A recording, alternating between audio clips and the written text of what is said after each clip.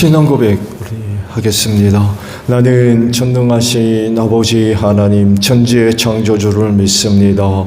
나는 그의 유일하신 아들 우리 주 예수 그리스도를 믿습니다.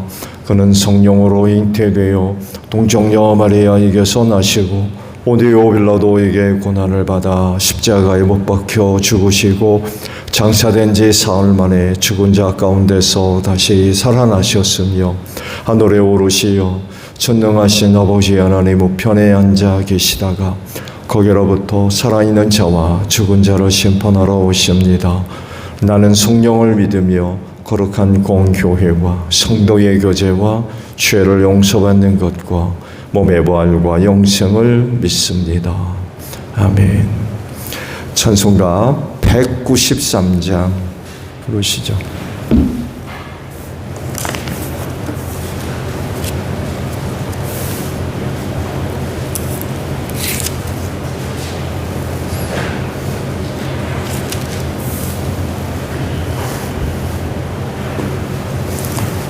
찬송가 193장이에요.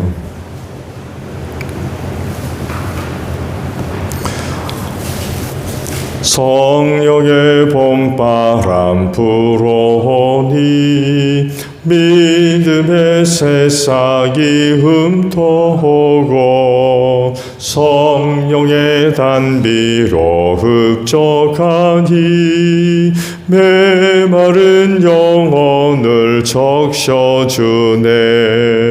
불같은 성령이 마시니 마음의 기쁨 넘쳐나네. 성령의 생수를 마시는 자 갈급한 심령이 해갈되고 성령의 충만함 받은 자들 마음의 평안을 누리겠네. 성령의 감동 받은 자들 주님의 사랑 깨닫겠네. 성령의 은사를 받는 자들 시기와 질투가 사라지고 성령의 지혜를 받은 자들 이웃과 한 형제 되었도다. 성령의 권능 받은 자들 사랑의 복음 전파하세.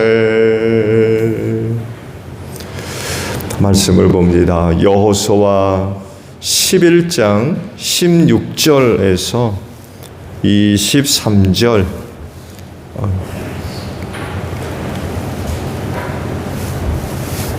마지막 절까지예요. 여호수아 11장 16절에서 23절 마지막 절까지입니다. 이렇게 여호수아는 이 모든 땅 곧 산간 지방과 네겝 지방과 모든 고센 땅과 평지와 아라바와 이스라엘의 산간 지방과 평지를 다 점령하였다.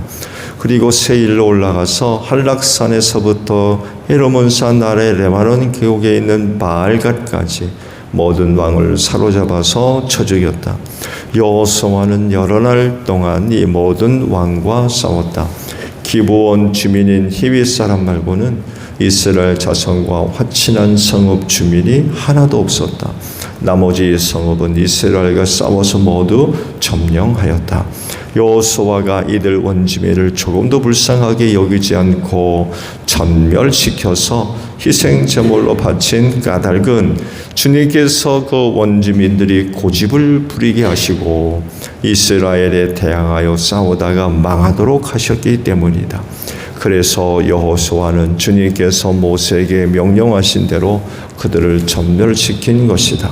그때 여호수아가 가서 산간 지방과 헤브론과 드빌과 아납과 유다의 온 산간 지방과 이스라엘의 온 산간 지방에서 아낙 사람을 무찌르고 그 성읍을 전멸시켜서 희생제물로 바쳤다. 이스라엘 자손의 땅에서는 오직 가사와 가드와 아스돗을 제외하고는 아낙 사람으로서 살아남은 사람은 하나도 없었다. 여호수아는 주님께서 모세에게 말씀하신 대로 모든 땅을 점령하고 그것을 이스라엘 지파의 구분을 따라 유산으로 주었다. 그래서 그 땅에서는 전쟁이 그치고 사람들은 평화를 누리게 되었다. 아멘. 오늘 아침에는요, 이 10절에 있는 말씀을 함께 나누려고 그래요.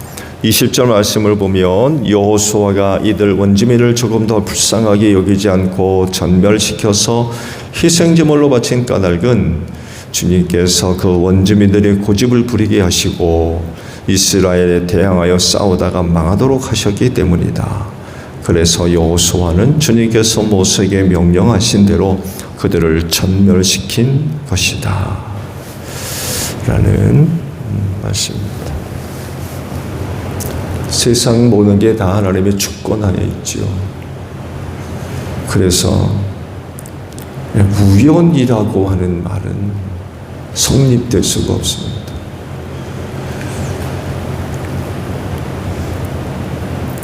하나님의 주권 밖에 그 어떤 것 스스로 다르게 표현하면 자기 멋대로 움직이고 또 뜻을 이루어 나아가는 것은 하나도 없습니다. 모든 것이 다 하나님의 피조물이고 하나님은 당신께서 창조하신 모든 것들을 통치하시며 주권적인 섭리 안에서 이끌어 가시기 때문에 어느 것 하나님의 눈밖에 나거나 손밖에 존재하는 건 있을 수가 없습니다.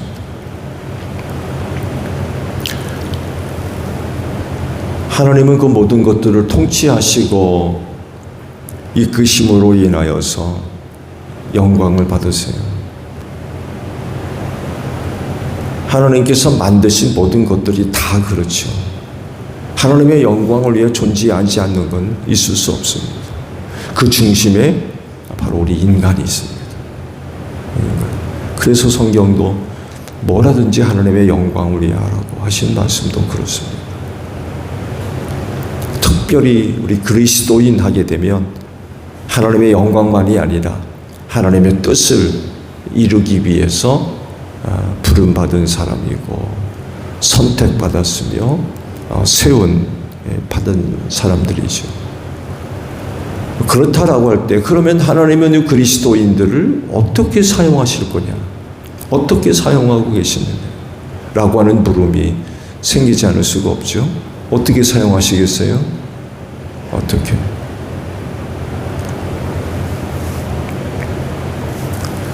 하나님은 선하십니다. 그분으로부터 나오는 것, 악한 것 없어요. 혹 우리에게 일어나는 일들이 나를 참 불리하게 하고 힘들게 하고 어렵게 한다 할지라도 그렇다고 해서 하나님이 선을 행하지 않고 악을 행한다고 할 수 있어요? 그렇지 않습니다. 하나님이 하시는 모든 것들은 다 선합니다. 그분에게는 악이 없어요. 설마 그것이 내게 어려운 일이 있다 할지라도 하나님은 언제나 선하십니다. 그러면 그리스도인을 어떻게 사용하시겠어요? 선한 일꾼으로 사용하십니다. 결코 악하게 쓰지 않으세요. 그로 하여금 죄짓게 만들고 그렇게 하는 건 오직 사탄밖에 없습니다. 하나님은 특히 그리스도인을 선하게 사용하십니다. 왜? 일단은 자녀거든요. 하나님의 아들, 딸. 더 나아가서 하나님의 일꾼입니다. 그래서 그들이 하나님을 뭐라고 불러요? 아버지라 부릅니다. 그래서 또한 하나님을 뭐라고 불러요? 주님이라고 부릅니다. 왜? 아들, 딸이고 그분의 일꾼이기 때문에 그래요. 자녀로서 하나님을 아버지라 부르는 건 당연하겠죠. 일꾼으로서 하나님을 주님이라고 부르는 건 당연한 겁니다.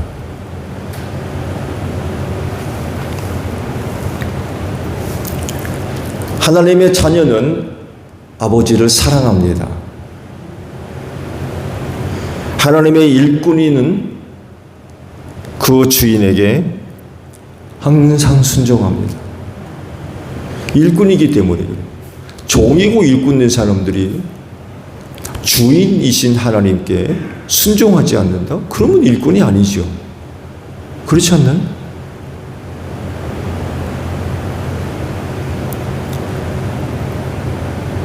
쓰임받아야 하기 때문에 그렇습니다. 그리고 이를 위해서 하나님께서 그리스도인들에게 뭘 주세요? 하나님의 영을 주셨습니다. 그래서 믿는 자 안에 영원히 내주하시면서 때를 따라 은사를 주시고 때를 따라 믿는 성도의 마음을 감동시키십니다. 그래서 하나님의 일꾼된 자들은 그 성령의 이끄심에 믿음으로 항상 순종해야 돼요. 여러분 안에 내주하셔서 감동하시고 역사하시는 성령님이 못된 짓 하게 하겠습니까? 악한 마음을 품고 악한 생각을 품고 오늘도 찬송은 불렀습니다만도 시기하게 하고 질투하게 하고 미워하게 하고 그건 있을 수가 없는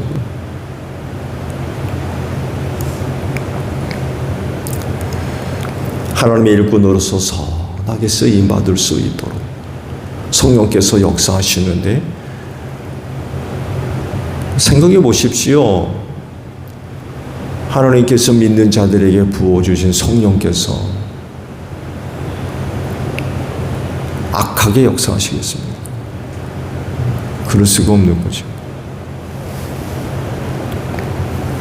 근데 오늘 주신 말씀을 보게 되면 주의를 끄는 말씀이 있죠. 즉 가나안 부족이 멸망할 수밖에 없는 이유 하나를 기록하셨어요. 성경은 오늘 주신 말씀 이외에 또 다른 하나를 말씀하셨죠. 누누이 말씀을 드렸습니다만 해도 하나님의 심판에 가장 크게는 가나안의 7 부족을 심판하려고 그러시죠. 죄악이 가득 찰 때까지 기다리셨다가 때가 이르러서 이스라엘 민족으로 하여금 심판하게 하셔서 1차적으로는 저들의 죄악이죠. 가나안 부족의 타락함. 얼마나 타락했으면 세상에 그렇게까지 하시겠습니까? 말씀 쭉 보셨죠? 여호수아를 통하여 가나안 부족들과 전쟁을 벌일 때에 결과가 뭐예요? 하나도 살려두지 않았대요. 하나도. 다 죽인. 이 하나님의 심판이 참 무서운 거. 한 번 손을 들면 용서 없습니다. 노아 시대 용서 보세요. 노아 식구 방주탄 동물들 제외하고는 다 죽었어요. 소돔과 고모라 보세요. 롯의 식구 빼놓고는 다 죽었습니다. 하나도 못 빠져나왔습니다. 가나안의 7 부족들 다 죽였습니다. 무서운 일이죠. 하나님이 심판하시면 대충이 없어요.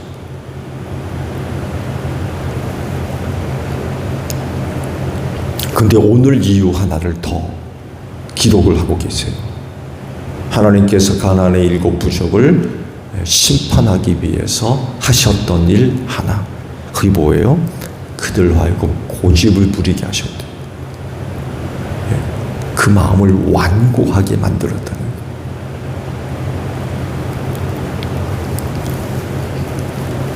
기브온 사람들만 살아남았어요. 그렇죠? 멀리 사는 사람들처럼 꾸미고 와가지고 이스라엘 백성들을 속이고 조약을 체결하죠.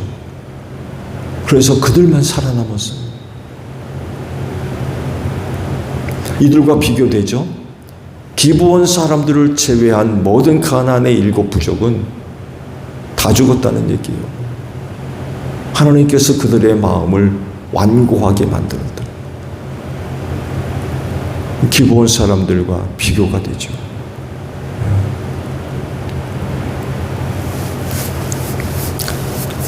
그래가지고 이스라엘 백성들을 대항하게 만들었다. 대항하게. 맞서 싸우게 만든 거죠. 그렇게 하셔서 그들 모두를 멸망당하게 하셨다고 그래요. 그들을 멸망시키기 위해 고집을 부리게 하셨다고 하시는데, 하나님께서 그들 가운데 계셔서 그들의 마음을 그렇게 만들어 버리니까 뭐 어떻게 할 수가 없는 거예요.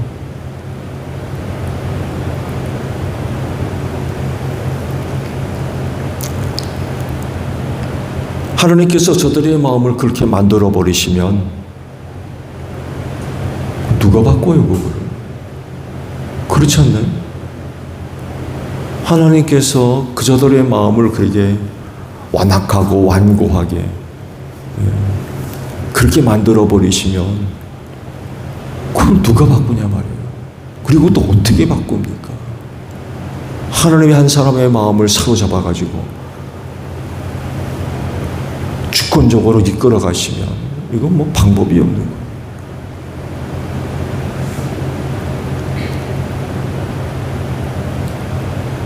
두려운 일이죠. 두려운 일이에요.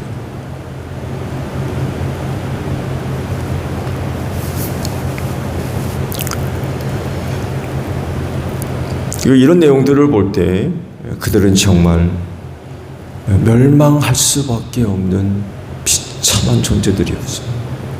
멸망할 수밖에 없는.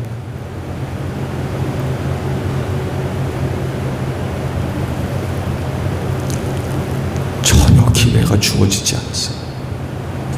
전혀. 하나님께서 멸망하기로 작정하시고 그렇게 이끌어 가시니까 이건 뭐 방법이 없는 거예요. 방법. 그야말로 죽어야 끝나는 거예요. 죽어. 생각해 보세요. 그렇게 살 수밖에 없는 그런 거 모습들. 그 얼마나 불쌍하고.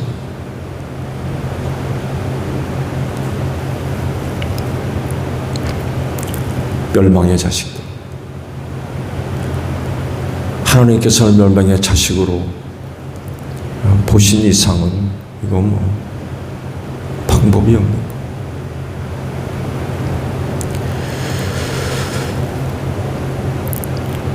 그러니 선하게 쓰일 방법, 기회 전혀 마련될 수가 없는 거죠. 멸망의 자식으로 삼으신 이상 저들로부터 나타나는 모습 어느 것이라도 선한 구석은 하나도 없는 거예요. 지난번에도 말씀을 봤습니다만 이사야 선지를 통하여서 이스라엘 백성들을 심판하시기로 작정하셨을 때 하신 말씀이 뭐예요? 보아도 보지 못하게 하시고 들어도 못 듣게 하시고 그 마음 고침받지 못하게 하셨던 거예요.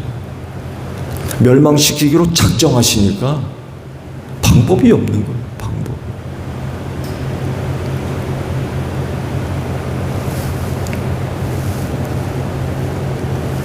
세상 사람들이 멸망할 수밖에 없는 이유, 그 중 하나가 바로 하나님께서 저들의 마음을 완고하게 하시고 예수 믿을 마음 전혀 없는 거예요. 예수 믿을 마음 전혀 없어요. 아예 그런 마음을 주시지를 않는 거예요. 그야말로 멸망하기로 작정되어 있기 때문에 복음을 들어도 들을 수가 없어요. 봐도 못 보고. 그러니 그 마음이 어떻게 고침받습니까?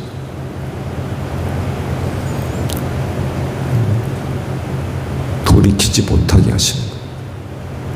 그러니 그들에게서 나타나는 모습은 어떤 모습이겠어요? 악할 수밖에 없는 거예요. 악하기만 한 거예요.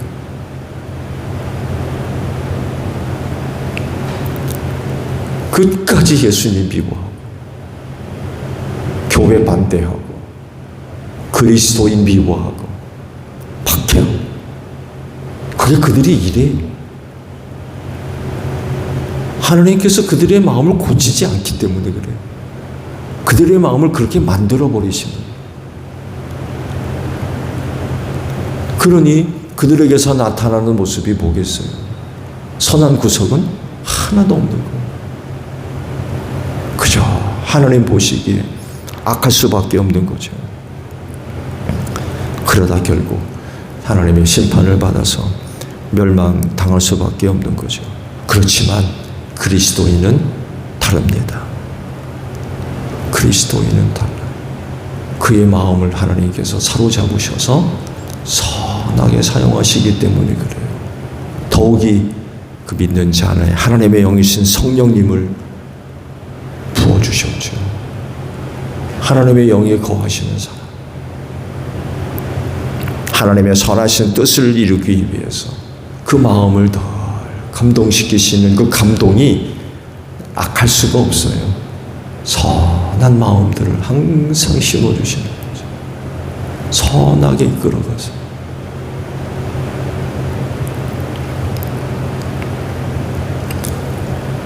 믿음으로 순종합시다. 믿는 자 안에 내주하시는 성령이 우리의 마음을 감동하실 때 믿음으로 순종해야 돼요. 오늘 하루도 하나님의 일꾼들로서 여러분을 통하여 하나님의 선하신 뜻을 이루어 가실 겁니다. 틀림없죠? 네, 그건 틀림없는 사실이에요. 그렇다고 하면 오늘도 성령의 감동하심에 이끄심을 받는 여러분들이 되시기를 바랍니다. 주기도만 합니다. 하늘에 계신 우리 아버지, 아버지의 이름을 거룩하게 하시며 아버지의 나라가 오게 하시며 아버지의 뜻이 하늘에서와 같이 땅에서도 이루어지게 하소서. 오늘 우리에게 일용할 양식을 주시고 우리가 우리에게 잘못한 사람을 용서하여 준 것 같이 우리 죄를 용서하여 주시고 우리를 시험에 빠지지 않게 하시고 악에서 구하소서. 나라와 권능과 영광이 영원히 아버지의 것입니다. 아멘. 기도하겠습니다.